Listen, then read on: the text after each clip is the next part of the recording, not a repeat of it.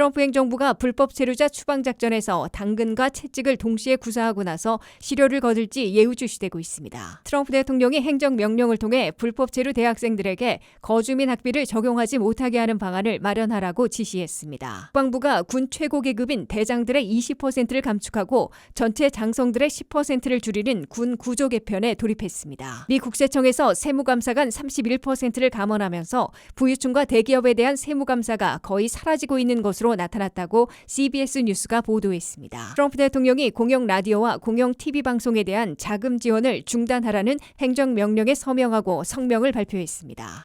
시청자 여러분 안녕하십니까? 워싱턴 뉴스 투데이입니다. 트럼프 행정부가 불법 체류자들에게 자기 추방 시 항공권과 $1,000를 제공하는 당근책을 제시한 반면 강제 추방 시에는 벌금을 물리고 다시는 미국에 오지 못한다는 채찍을 동시에 제시하고 있습니다. 트럼프 행정부는 불법 체류자 1명을 체포해 구금 추방하는데 $17,000의 비용이 들어가기 때문에 자기 추방, 자진 출국자들에게 제공하는 비용이 훨씬 효과적이라고 강조하고 있어 실효를 거둘지 주목되고 있습니다. 한면태 기자가 보도합니다. 트럼프 행정부가 사상 최대 불법 체류자 추방 작전에서 당근과 채찍을 동시에 구사하고 나서 실효를 거둘지 예의주시되고 있습니다. 당근책으로 셀프 디퍼트, 자기 추방을 선택하고 자진 출국하는 불법 체류자들에게는 1인당 항공권과 $1,000씩 제공한다고 도널드 트럼프 대통령이 직접 공개했습니다. But what we thought we'd do is a self-deport, where we're going to pay each one a certain amount of money, and we're going to get them a beautiful flight back to where they came from, that maybe someday, with a little work, they can come back in if they're good people. 트럼프 대통령이요 스스로 미국을 떠나는 불법 체류자들은 후일 합법 비자를 받고 미국에 다시 들어올 기회를 얻게 될 것이라고 약속했습니다. 자기 추방 캠페인을 벌여온 국토안보부는 불법 체류자들 가운데 CBP 홈 앱을 이용해 자진 출국 의도 Intent to Depart를 선택하면 항공권부터 제공한다고 밝혔습니다. 미국을 자진해 출국한 것으로 확인되는 불법 체류자들에게는 1인당 $1,000씩 경비를 지급하게 된다고 국토안보부는 설명했습니다. 국토안보부는 불법 체류자 1명을 체포하고 구금하고 있다가 추방하는 데 드는 비용이 $17,000나 되기 때문에 자기 추방을 선택하는 사람들에게 비용을 제공해도 추방 비용을 70%나 줄이게 된다고 강조했습니다. 반면에 채찍으로 이민단 속에서 체포돼 구금되고 추방되는 강제 추방 시에는 하루 $1,000씩 벌금을 물리고 징역형에 처해질 수 있으며 다시는 미국에 오지 못하게 전면 금지시킬 것이라고 크리스티 놈 국토안보부 장관은 경고해 놓고 있습니다. You will be fined nearly $1,000 a day, imprisoned and deported. You will never return. But if you register using our CBP Home app and leave now, you could be allowed to return legally. 국토안보부는 새 당근책 시행 후 시카고에서 온두라스로 스스로 떠난 불법 체류자들이 항공권과 $1,000씩의 혜택을 이용한 것을 시작으로 이번 주와 다음 주까지 신청자들이 연속으로 예약돼 있다고 밝혔습니다. 국토안보부는 3월 한 달 동안 자기 추방을 선택한 불법 체류자들이 5,000명을 넘었다고 밝힌 바 있습니다. 새로운 외국인 등록제에 47,000명이 신고한 것으로 나타나 이들 중에 상당수가 당근책을 수용해 자기 추방과 자진 출국에 나설 것으로 당국은 기대하고 있습니다. WKTV 뉴스 한면택입니다. 트럼프 대통령이 행정명령을 통해 24개 주에서 시행하고 있는 불법 체류 대학생들에게 거주민 학비를 금지시키는 방안을 마련하라고 지시했습니다. 이에 따라 연방법무부와 국토안보부는 24개 주에서 타주나 유학생 학비의 반값인 거주민 학비를 체류 신분이 없으면 중지토록 하고 불응 시 연방 자금 지원을 유보하는 방안을 마련하고 있습니다. 트럼프 대통령의 새 타겟은 불법 체류자들의 대학 교육까지 어렵게 만들어 스스로 자기 추방, 자진 출국을 유도하려는 것으로 보입니다. 트럼프 대통령은 최근 서명한 행정명령을 통해 연방법무부와 국토안보부는 불법 체류 대학생들에게 반값인 거주민 학비를 적용하지 못하게 하는 방안을 마련해 시행하라고 지시했습니다. 연방법무부와 국토안보부는 각 주에서 불법 체류 대학생들에게 거주민 학비를 적용해주고 있는지 실태 파악에 돌입했으며 해당 주들에게는 금지시키라고 요구하고 불응시 연방자금 지원을 중단하는 방안을 마련할 것으로 예고하고 있습니다. 현재 미 전역에서는 절반인 24개 주에서 불법 체류 신분일지라도 해당 지역 고등학교를 졸업한 학생들에게는 타주 또는 유학생들보다 반값인 거주민 학비를 적용해주고 있습니다. 예를 들어 주립대학의 1년 학비가 2만 5천 달러일 경우 이는 인스테이트 튜션, 거주민 학비를 적용받는 것이고 타주 출신이거나 외국 유학생들은 그보다 약 2배 비싼 학비를 내고 있습니다. 거주민이나 타주 출신 외국 유학생들에게 똑같은 비용을 부과하는 것은 1년에 $10,000 이상의 기숙사와 식대입니다. 체류 신분이 없다고 입학 허가를 금지당하거나 저렴한 인스테이트 튜션을 적용받지 못하면 대학에 다닐 수 없거나 매우 어렵게 됩니다. 한인들이 많이 살고 있는 캘리포니아, 뉴욕, 뉴저지, 일리노이, 메릴랜드, 버지니아, 매사추세츠, 네바다, 오레건, 텍사스, 유타, 서부 워싱턴주 등이 모두 포함되어 있습니다. 이들 가운데 캘리포니아, 일리노이, 메릴랜드, 매사추세츠, 뉴욕, 뉴저지, 텍사스, 버지니아, 워싱턴주 등 16개 주에선 체류 신분을 묻지 않고 거주민 학비 적용과 함께 장학금 등 학비 보조까지 허용하고 있습니다. 불법 체류 대학생들에게 주립대학에서 가장 많은 학비 지원을 하고 있는 5개 주는 캘리포니아, 일리노이, 뉴저지, 오레건, 워싱턴주인 것으로 나타났습니다. 반면 한인들도 많이 살고 있는 조지아는 불법 체류 신분이면 대학 입학부터 금지하고 있습니다. 거주민 학비 적용 지역이 25개 주였으나 트럼프 행정부 출범 이후 불법 이민 단속에 가장 앞장서고 있는 플로리다가 10년여 만에 불법 체류 대학생들에 대한 거주민 학비 적용을 폐지했습니다. 거주민 학비 적용 여부는 연방이 아닌 주 법률로 결정되기 때문에 24개 주들 가운데 트럼프 행정부의 압박에 얼마나 정책을 바꿀지 주목되고 있습니다. 다카 드리머들은 추방유예와 함께 워크퍼밋 카드를 받고 있고 이 워크퍼밋으로 합법 체류 신분이 되므로 대학 입학과 거주민 학비, 장학금 등이 모두 가능한 상황이나 연방 학비 보조와 장학금 융자는 아직도 불가능합니다. 이와 함께 세금으로 혜택을 주는 주립대학들과는 달리 사립대학들은 대학 자체에서 규정을 정해 적용하고 있습니다.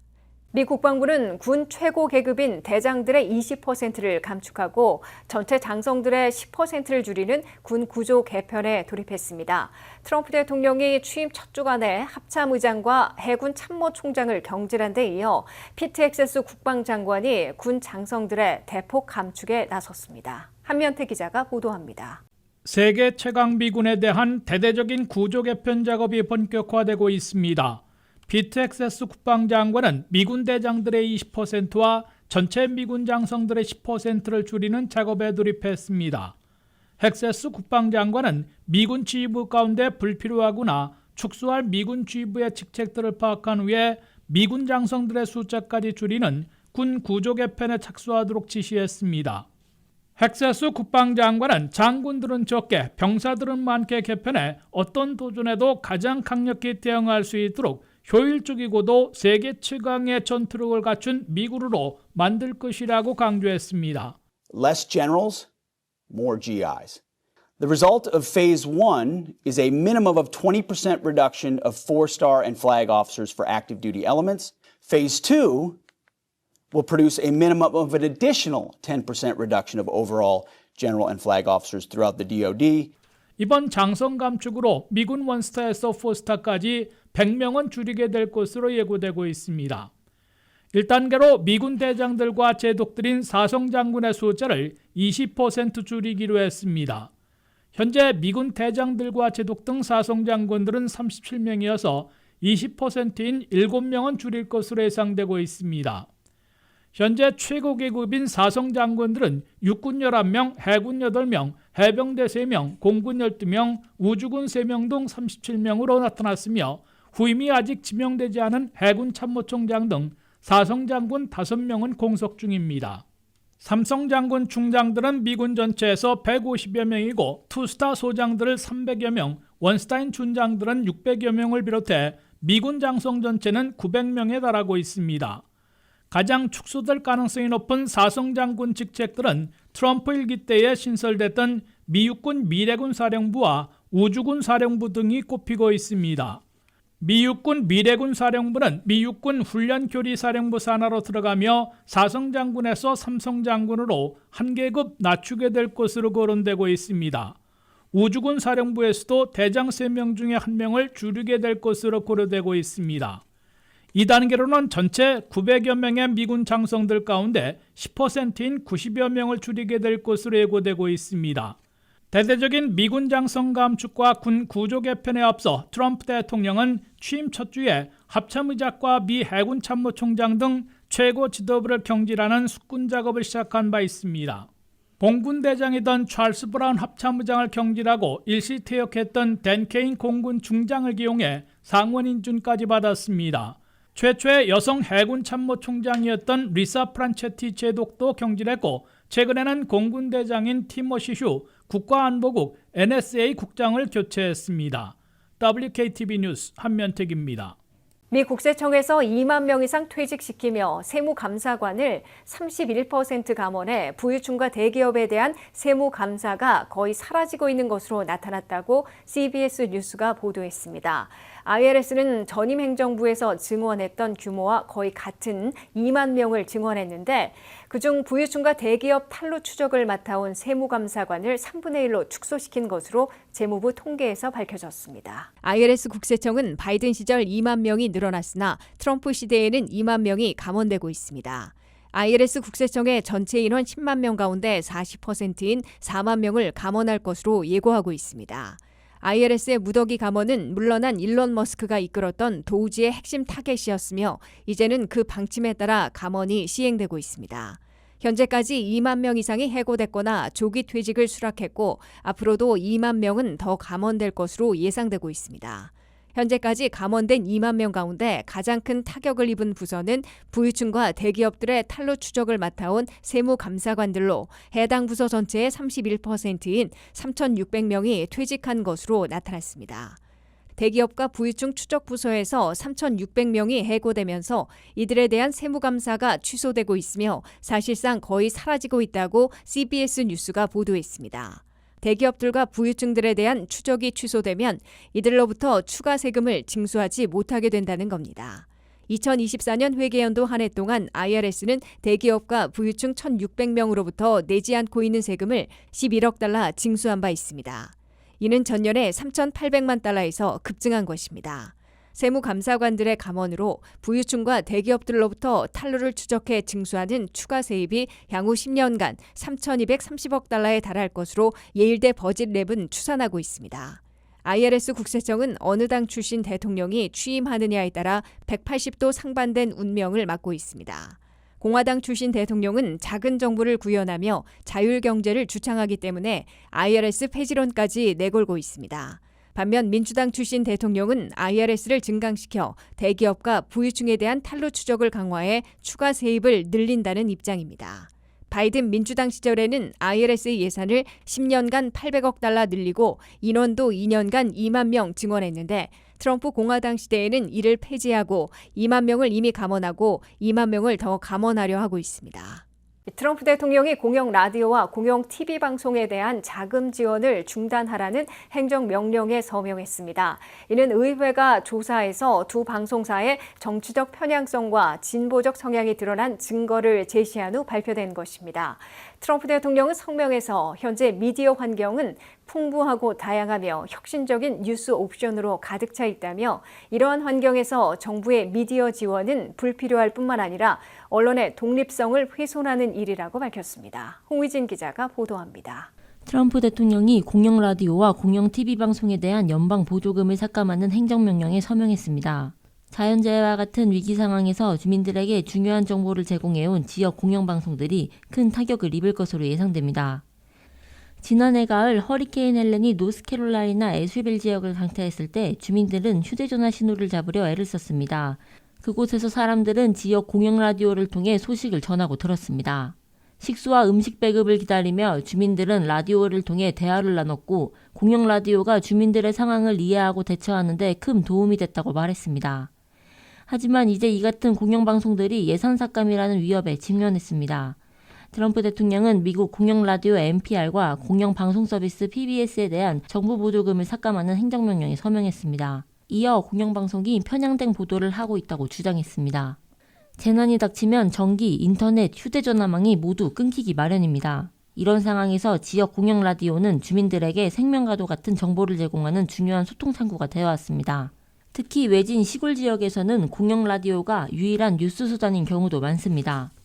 공영라디오는 단순한 방송이 아니라 위기 속에서 지역 주민들을 연결하고 필수 정보를 전달하는 공공 서비스 역할을 해왔습니다. 그러나 예산 삭감이 현실화될 경우 미국 곳곳의 수많은 지역사회가 이 생명선을 잃게 될 수도 있다는 우려가 커지고 있습니다. 트럼프 대통령의 행정명령은 CPB 공영방송공사를 비롯한 연방기관들에게 NPR과 PBS에 대한 연방자금 지원을 중단하라고 지시하고 있습니다. 방송사들은 매년 약 5억 달러의 공적 자금을 공영방송공사를 통해 받고 있는데 공영방송공사는 자신들이 대통령 행정명령의 적용 대상인 연방 행정기관이 아니라고 밝히고 있습니다. 공영방송서비스, 공영라디오, 공영방송공사의 수장들은 지난 금요일 해당 행정명령은 불법이라고 주장하며 법적 대응 가능성을 시사했지만 법정 다툼은 불가피해 보인다고 전문가들은 말했습니다. WKTV 뉴스 홍우진입니다. 이상으로 워싱턴 뉴스투데이를 마치겠습니다. 시청해주신 여러분 고맙습니다.